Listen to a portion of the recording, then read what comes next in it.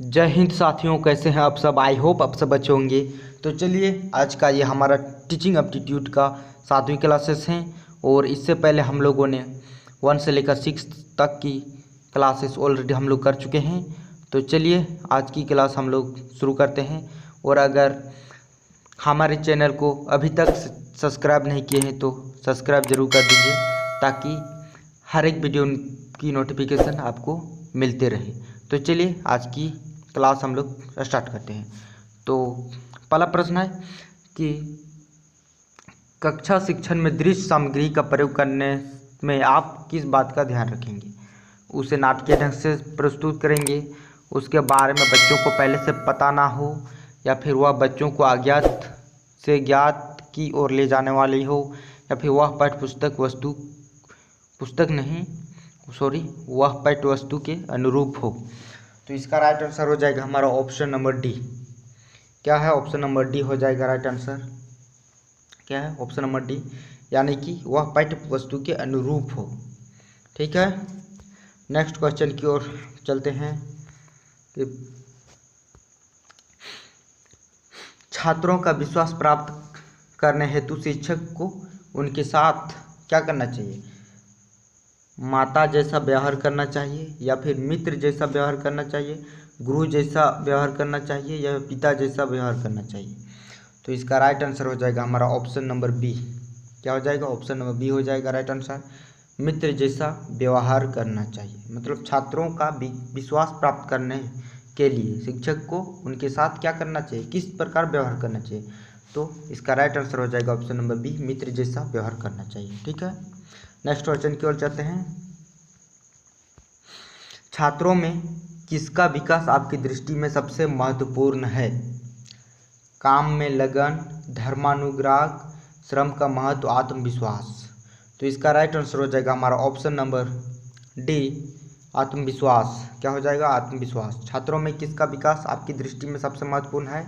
आत्मविश्वास। यानी कि अगर आपके अंदर आत्मविश्वास है तो आप कुछ भी कर सकते हैं। ठीक है, तो इसका राइट आंसर हो जाएगा हमारा option number D. Next question की ओर चलते हैं। निम्नलिखित में से किसने कहा था प्रेरणा छात्र में रुचि उत्पन्न की कला है। ऑप्शन नंबर ए है थॉमसन, रविंद्रनाथ टैगोर, मैकाले या कोठारी।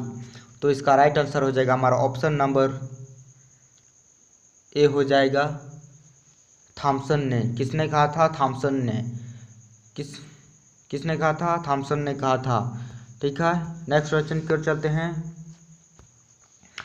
कठिन शब्दों का अर्थ समझाने का व्यवहारिक ढंग है, मतलब क्या है कठिन शब्दों का अर्थ समझाने का व्यवहारिक ढंग। उनका पर्यायवाची शब्द बताना, उनको वाक्य में प्रयोग करके बताना, या फिर उनका विलोम शब्द बताना, ये सभी। तो इसका राइट आंसर हो जाएगा हमारा ऑप्शन नंबर डी, यानी कि कठिन शब्दों का अर्थ समझाने का व्यवहारिक ढंग तो यही है।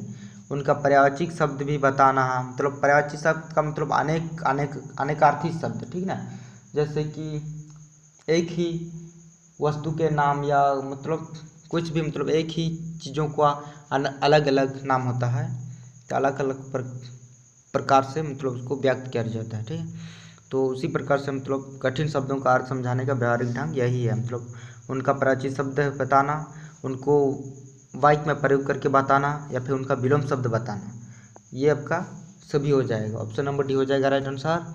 नेक्स्ट क्वेश्चन की ओर चलते हैं।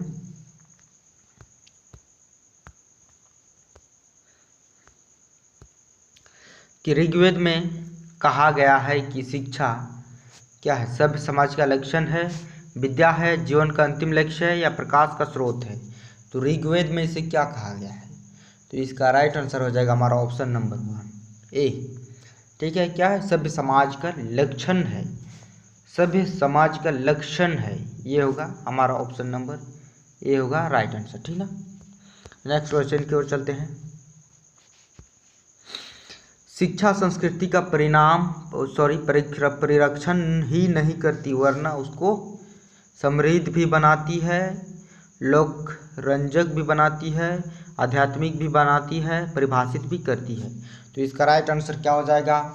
हमारा ऑप्शन नंबर ए हो जाएगा, समृद्ध भी बनाती है। क्या?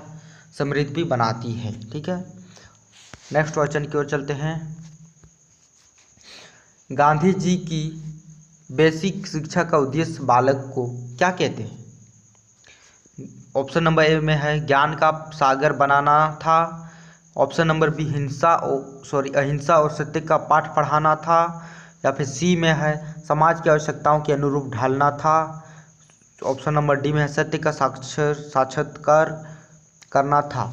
तो इसका राइट आंसर क्या हो जाएगा? मतलब गांधी जी की बेसिक शिक्षा का उद्देश्य बालक को क्या कहता था, क्या कहते थे, ठीक ना। तो ऑप्शन नंबर सी हो जाएगा right answer.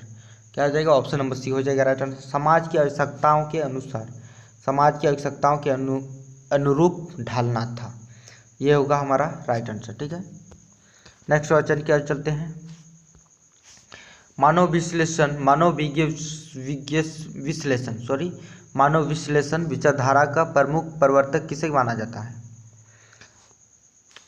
Option number A है करेन हॉर्नी को।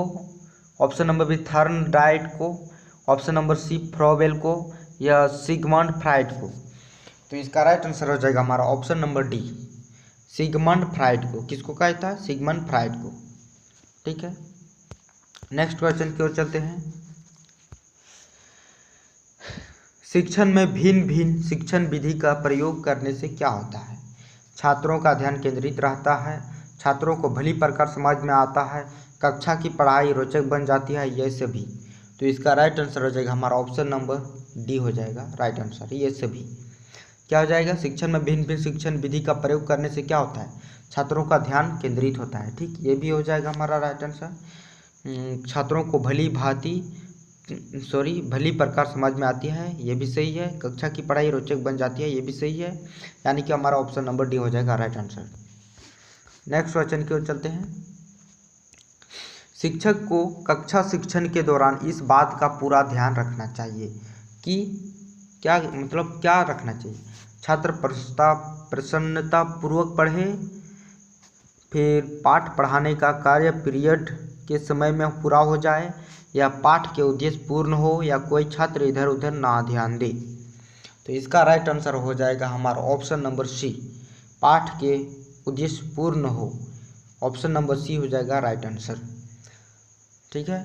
नेक्स्ट क्वेश्चन की ओर चलते हैं। कक्षा शिक्षण के दौरान आप छात्रों से कैसे प्रश्न पूछेंगे? पहले पढ़ाए गए पाठ से संबंधित, या उस पाठ से संबंधित जो उस समय पढ़ाया जा रहा है, या फिर बालक के पूर्ण ज्ञान से संबंधित, या उपरोक्त सभी। तो इसका राइट आंसर हो जाएगा हमारा ऑप्शन नंबर डी, उपरोक्त सभी। यानी कि पहले पढ़ाए गए पाठ से संबंधित, ये भी सही होगा। जो आप जो पढ़ा चुके हैं बच्चों को, अगर उससे रिलेटेड आप पूछेंगे तो ये सही है। फिर उस पाठ से संबंधित जो उस समय पढ़ाया जा रहा है, ये भी सही है। कई बच्चे ऐसे होते हैं जो पढ़ाई के समय में भी इधर उधर ध्यान देते हैं, पढ़ाई में ध्यान नहीं देते हैं, ये भी सही है पूछने के लिए, ठीक है। फिर बालक के पूर्ण ज्ञान से संबंधित, तो ये भी सही है।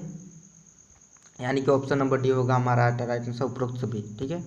नेक्स्ट क्वेश्चन की ओर चलते हैं। नेक्स्ट क्वेश्चन की ओर चलते हैं। लहरों के लिए शिक्षा व्यवस्था के क्षेत्र में किसका नाम उल्लेखनीय है? एनी बेसेंट का, मेरिया मोंटेसरी का, विलियम जोन्स का, या हेलन केलर का। तो इसका राइट आंसर हो जाएगा हमारा ऑप्शन नंबर क्या हो जाएगा? डी, ऑप्शन नंबर डी हो जाएगा हेलन केलर का। क्या हो जाएगा? हेलन केलर का। नेक्स्ट क्वेश्चन की ओर चलते हैं। शिक्षक की कथनी और करनी में भेद नहीं होना चाहिए, यह कथन किसका है?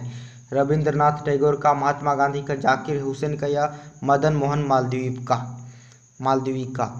तो इसका राइट आंसर हो जाएगा हमारा ऑप्शन नंबर बी, महात्मा गांधी का। शिक्षक की कथनी और करनी में भेद नहीं होना चाहिए, कथन किसका है? महात्मा गांधी का। Right answer option number B हो जाएगा। नेक्स्ट क्वेश्चन की ओर चलते हैं।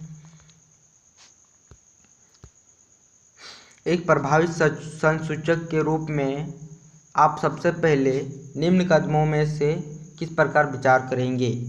ऑप्शन नंबर ए है संचार माध्यमों का सचयन, मूल्यांकन प्रक्रिया की योजना बनाना, संचार के उद्देश्य निर्दिष्ट करना, या फिर इनमें से कोई नहीं। तो इसका राइट आंसर हो जाएगा हमारा ऑप्शन नंबर सी, संचार के उद्देश्य दृष्टि करना। क्या हो जाएगा? ऑप्शन नंबर सी हो जाएगा, संचार के उद्देश्य दृष्टि करना। ठीक है।